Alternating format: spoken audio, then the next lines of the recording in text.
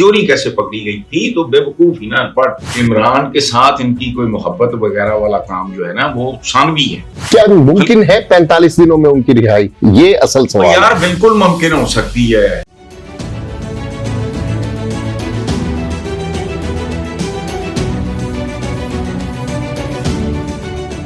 अस्सलाम वालेकुम viewers, Hasan Nisar official के साथ मैं हूं इब्ने सहरा। व्यूअर्स, हमारे साथ हैं जनाब हसन निसार। हसन साहब, पीटीआई के रहनुमा शेर अफजल मरवत ने कहा है कि बैकडोर मुज़ाकरात भी हो रहे हैं और उन्होंने डील की तस्दीक भी की है और कहा है कि इसकी दो शराइत हैं। एक तो ये है कि पीटीआई के बानी जो है वो खामोश हो जाए, दूसरा वो अपने मीडिया को, सोशल मीडिया को लगाम दें, तब भी उनकी रिहाई 45 दिन में मुमकिन हो सकती है। देखो यार, बात सुनो, मेरी जो कॉमन सेंस है वो इसमें से एक चीज देखो, पहली शर्त जो है कि बानी पीटीआई खामोश रहें, वो तो that make sense.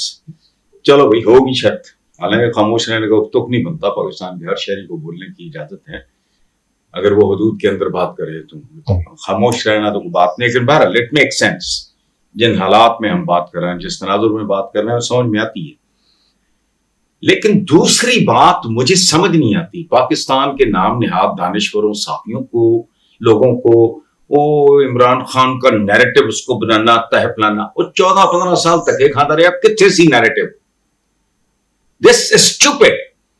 Imran Khan की तरफ लोगों ने उस वक्त रुख किया जब वो नून लीगियों और उनसे, खास तौर पे नून लीग से जी, पंजाब में तो इनका नामो निशान मिटा दिया लोगों ने। कैसे? चूंकि वो इमरान से मोहब्बत वो थी, वो से मुआविया, हुब्बे अली नहीं था। बतदरीज उनकी नफरत इन लोगों के साथ बढ़ती गई। अब ये जो भी करें ये उल्टे लटक जाए, लोगों ने इनको धुतकार दिया है। अब ये कहना सोशल मीडिया, ये इतना बड़ा कॉम्प्लीमेंट है पीटीआई के लिए, चूंकि मैं इनकी साख्त और बुनत से वाकिफ, ठीक है। ओ भाई, ये तो बहुत डिसिप्लिन्ड, ऑर्गेनाइज्ड, एक फौज की तरह ऑर्गेनाइज अगर पार्टी हो तो ये कर सकती है। ये टटपूंज ये क्या करेंगे? ये तो अभी अवे जावे जावे टाइप के खास तरह के लोगों का हुजूम है। और जो पार्टीज, पॉलिटिकल पार्टीज पर हुजूम होती हैं, उनमें यही मटेरियल होता है। चूंकि हम बहसियत अवाम के ऐसे ही हैं, हमारी ना कोई तालीम है, ना हमारी तरबियत है, ना हमारे पास लॉजिक है, ना हमारे पास रीजन है, ना हमारे पास रैशनल है। ये इतना बड़ा इल्जाम है कि सोशल मीडिया को लगाम दे। और सोशल मीडिया दिन, देखो बात सुनो, ये जमाना हो रहा है, छोटे छोटे बच्चे, अनपढ़ औरतें, फलाना, एक कहती है, मैं हंसता होता हूँ, थैंक यू फॉर वाचिंग। उसको वाचिंग करो, वाचिंग का ही मतलब नहीं पता, वो लगी होंगी।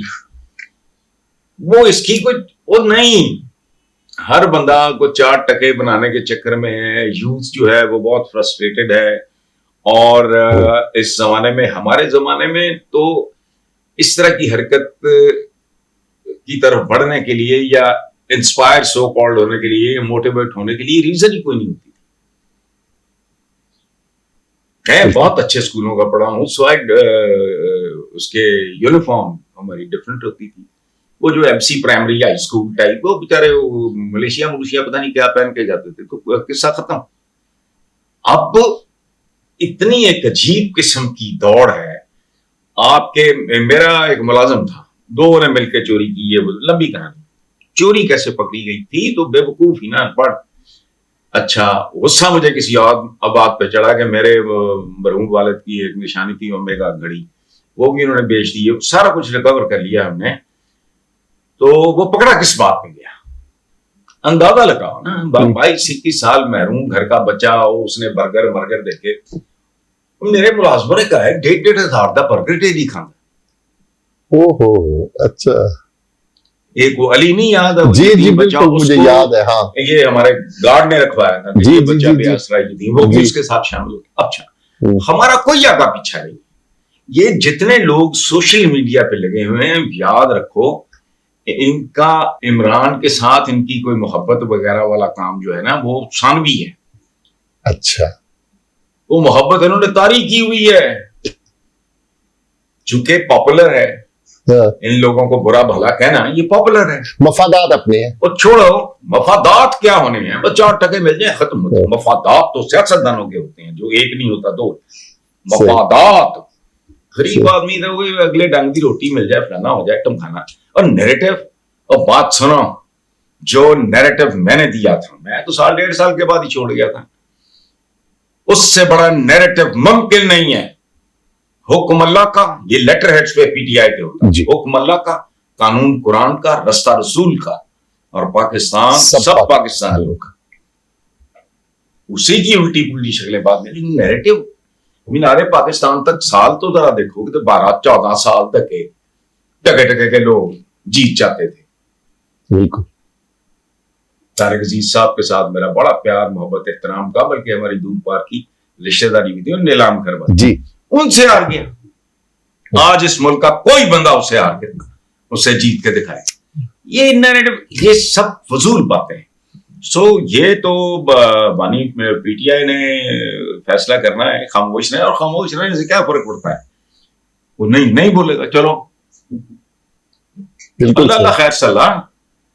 क्या मुमकिन है 45 दिनों में उनकी रिहाई? ये असल सवाल यार बिल्कुल मुमकिन हो सकती है। ठीक है। नेल्सन मंडेला से लेके तो ये अपना क्या नेहरू, ये झूले, हम जैसे जो मुल्क होते हैं ना, जिनका कोई सर पैर आगा पीछा नहीं होता, जिनकी कोई आईन कानून कोई चीज नहीं होती, उस बदबख्त ने भुट्टो को फांसी दी, उसके मुंह पे कालक मल दी गई उसी सुप्रीम कोर्ट में। बिल्कुल, बंदे मुख्तलिफ थे, इदारा तो अपनी जगह वही था ना। उन्होंने कहा कि नहीं, ये जुडिशियल मर्डर था, इसलिए वो छोड़ो, हो सकता है, सब कुछ हो सकता है, लेकिन शराइत वो लगाएं कि ये ऐसे ही है कि आप किसी को कह दो कि तुमने खुजली नहीं करनी, चलो खामोशी तो हो सकती है, उन्होंने कौन रोकेगा? पूरी दुनिया में ये फैला हुआ है। बिल्कुल। अच्छा, फॉरगेट अबाउट पीटीआई और इमरान खान, खुदा की कसम लोग ऐसी ऐसी फजूल लग़वियात, इवन तुम्हारे मौलवी, मुझे पता हो कि मुझे बच्चे बच्चियां यंगस्टर्स भी देख रहे हैं, मैं वो लफ्ज इस्तेमाल ना करूं। टीवी पे पढ़ते नहीं हो ऐड, ये इधर जो भी है चैनलों पे, बिल्कुल बिल्कुल बिल्कुल। हम बिस्तरी से लेके तो पता नहीं कहां कहां तक, वो खुदा का खौफ करो, कौन इनको रोक सकता है? ये हवा को मुट्ठियों में बंद करने वाली बात है। वाह, ये होना नहीं तो बाकी रिहाई का क्या हो जाएगा। अच्छा, दूसरा सवाल है, पीपल्स पार्टी के रहनुमा एतजाज अहसन साहब ने कहा है कि इमरान खान के साथ मुसलसल ज्यादती हो रही है, अगर डियाला जेल का दरवाजा टूट गया तो मामलात किसी के हाथ में नहीं रहेंगे, और जिनके बारे में कहते हैं ना कि ये निकम्मे हैं, वो अपने कायद को रिहा भी नहीं करा सकते, वो रिहा करवा लेंगे।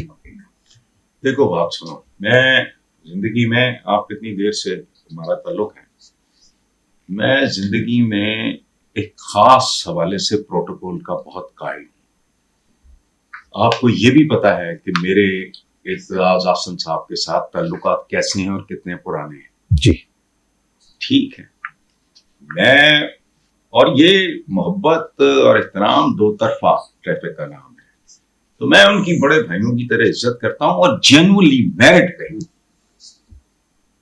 वो बहुत नामवर बैरिस्टर है, मैंने कहना है, मुझे तो कहते हुए भी शर्म आ रही है।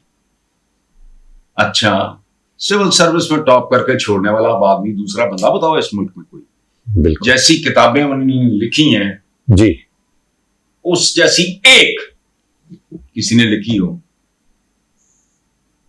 ये जो ये सिंध के हवाले से जो है, सुभान अल्लाह। अच्छा, ऑनेस्टी, इंटेग्रिटी, यानी जो पैमाना निकालो तुम उस पे, अच्छा टॉप के कानूनदान, वेल रिप्यूटेड आदमी, खानदानी आदमी। मैं अहमियत देता हूं इस बात को। हमारा सूफी शायर कहता है, नीचा दी इश्नाई कोलों फैज किसे ना पाया, कित करते अंगूर चढ़ाया हर कुछ आजमाया। कौन सी ऐसी जो हम बचपन से सुनते आते हैं, जो सिफात, जहानत है, मेहनत है, इंटेग्रिटी है, ऑनेस्टी है, तो मेरे से आपने ये सवाल क्या पूछा? मैं तो चौधरी एतजाज आसन की इस बार उनसे एक बार इख्तिलाफ हुआ मेरा जिंदगी में, एक बार।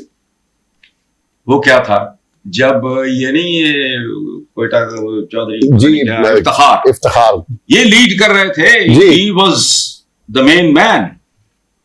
रियासत होगी माँ के जैसी। रियासत होगी माँ के जैसी, उस पे मैंने कॉलम लिखा था कि एतजाज भाई नहीं, ये रियासत माँ के नहीं सौतेली माँ के जैसे होगी। उन्होंने बड़ा एंजॉय किया आपके इस चलो वो इख्तिलाफ छोड़ को दो, भी। एंजॉय किया नहीं किया वो और बात है, लेकिन आपने एक ऐसे बंदे का हवाला दिया है जिसकी बात पे मैं कमेंट करूंगा तो मैं उसे बदतमीजी समझूंगा। बिल्कुल ठीक है सर, आगे चलते हैं। 15 साल बाद पाकिस्तान और बांग्लादेश के खारजा सेक्रेटरीज के दरमियान एक मुलाकात हुई। बांग्लादेश के सेक्रेटरी खारजा ने प्रेस कॉन्फ्रेंस से खिताब करते हुए तकाजा किया कि पाकिस्तान बांग्लादेश को 1971 में अलहदा होने के बाद वाजबात की मद में 4.32 अरब डॉलर अदा करे। इसके अलावा ढाका ने पाकिस्तान से 1971 की जंग के मुबैना मुजालिम पर बाज़ाब्ता माफी मांगने का भी मुतालबा किया। आप इस मुतालबे को किस नजर से देखते हैं? देखें, बात सुने, ये मैं चूंकि बांग्लादेशी मेरे क्लास फेलोज रहे हैं जी, I was an undergraduate, इनका भी कोटा था पंजाब यूनिवर्सिटी हॉस्टल नंबर 1, जिससे अब कायदे आजम हर जगह से कायदे आजम कर देने, हालांकि वो गल कोई नहीं सुननी, लेकिन बात कायदे आजम हॉल कहते हैं। हमारे जो है हॉस्टल नंबर 1 था, हमारी वजह से उसको कहते थे बच्चों का हॉस्टल। चूंकि अंडर ग्रेजुएट से पहली बार 3rd ईयर में हम गए थे, ऑनर्स रखा है, तो मैं बंगाली सर मोस्टली तो मुस्लिम्स, मैं इसकी जगह होता है कौन था खारजा सेक्रेटरीज और ये वो, मैं उसको पूछता कि फतह मक्का के बाद हुजूर ने ये शर्त लगाई थी अबू सुफियान और हिंद पे कि माफी मांगो। सुभान अल्लाह। सुनो, उलट ये जो अपने घर का दरवाजा बंद कर ले, हाँ। उसको भी ये मान, जो अबू सुफियान के घर पनाह ले ले उसको भी, जो खाना काबा पे मान ले, यानी ही जब होता है ना, मैं तो उसके लिए आपका जब्त पड़ा होना चाहिए। मैं ये नहीं कह रहा हूं उन्होंने ठीक कहा या गलत कहा, मैं अपना नुक्ता नजर बयान। बिल्कुल। तो हमारे बांग्लादेशी जो भाई हैं उनको सोचना चाहिए, बाकी वाजबात की मद ये है पैसा का, उससे मोहब्बत बढ़ेगी। मैं जरा माफी सुनो, जो 4.32 अरब डॉलर्स अदायगी करो, कह दो हम गरीब हैं, हम भूखे नंगे हैं, हम कशकोल बरदार हैं, और ये बात छुपी नहीं है भाइयों, आप भी जानते हो, तो साढ़े को 10 रुपया महीने ले लिया क्या 1000 रुपया या 10 लाख या 10 करोड़ ले लिया करना, मैं किस्तों में देता हूं। और ये इस पूरे बर्रे सगीर का मिजाज भी है घटिया। तुम्हें पता है गांधी जी ने भारत किस चक्कर में रखा था? हिंदुस्तान जो पाकिस्तान का बनता था वो अमाउंट पता नहीं 75 करोड़ या जितना भी था वो देने को तैयार नहीं था। हाँ। ये इलाका ही बद्दो आया हुआ है, यहाँ ग्रेस की कमी है। तो लेकिन अगर वो मुतालबा कर रहे हैं पैसे का, इमाम शाफी वाली बात रबिश, हाँ। ये नहीं बनता नहीं है। जिनके तुम भी मानने वाले हो तो खुदा का खौफ करो। वाह।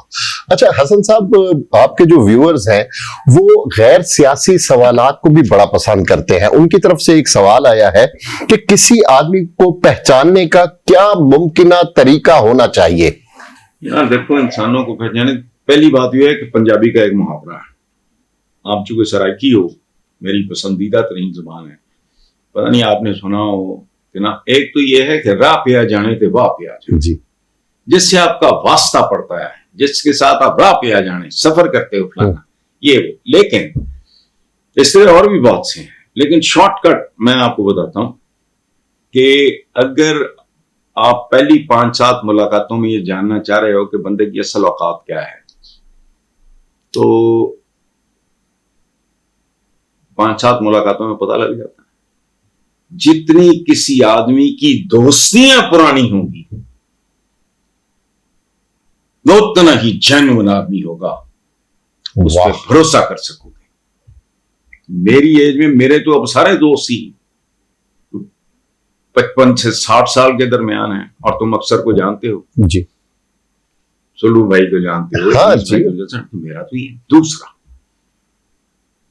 उनके घर जो मुलाजिम हैं, अगर वो उनका ताल्लुक जरा वो मुतमव्वल है, तो उनके मुलाजमों की उनके साथ रफाकत को कितनी देर हो गई? 2 चीजें काफी। अच्छा, ऐसा बंदा कभी तुम्हें लेट डाउन नहीं करेगा। वाह, मुझे अपनी मिसाल देना अच्छा नहीं लगता, लेकिन जो तुम बात कर रहे हो और तुम जानते हो, हाँ जी बिल्कुल, उसकी 45 साल हो गए जी आसिम को। आसिम, बिल्कुल ठीक है, बिल्कुल बिल्कुल, इसी तरह ये जो टिची जिसे मैं कहता हूँ वगैरह, हाँ हाँ उसकी अब 3री नस्ल है। जी बिल्कुल, वो तुम्हारी भाभी की गोद से बड़ा प्यारा क्यूट बच्चा है। हाँ हाँ उसकी जी, माँ को रजिया उसका नाम है, उसको हमारे साल 32 साल हो गए। जी तो बशारत है। हाँ जी, पहले बशारत का बाप था। जब बिलीपुर वाले फार्म हाउस हमने शुरू किया तो उसके बाप को रखा, फिर वो बहुत हाँ। उम्र रसीदा हो गया, उसके बाद बशारत आ गया। ये 25 साल तो वो भी तकरीबन हो गए।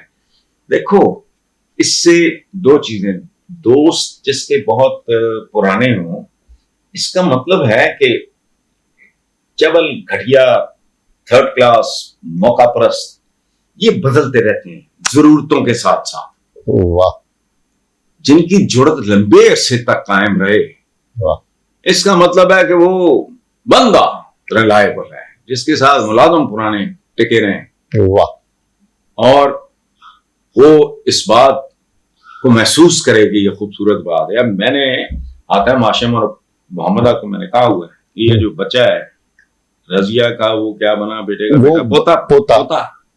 मैंने कहा मैं ना रहूंगा, इसको पढ़ाना है। टिची आखिरी जनरेशन है जो घरों में मुलाजमत करेगा, ये बच्चा नहीं करेगा। वाह 3 बच्चों को कहा। वाह, तो ये सादा फॉर्मूला है पहचान। बहुत शुक्रिया। व्यूअर्स, आपने प्रोग्राम देखा, कमेंट्स बॉक्स में अपनी राय से जरूर हमें आगाह कीजिएगा, और आपके जहनों में अगर कोई और सवालात हों, सियासी या गैर सियासी, उनसे भी हमें जरूर आगाह कीजिएगा। आपके सवालात के जवाब बात हसन निसार साहब देंगे। खुदा हाफिज।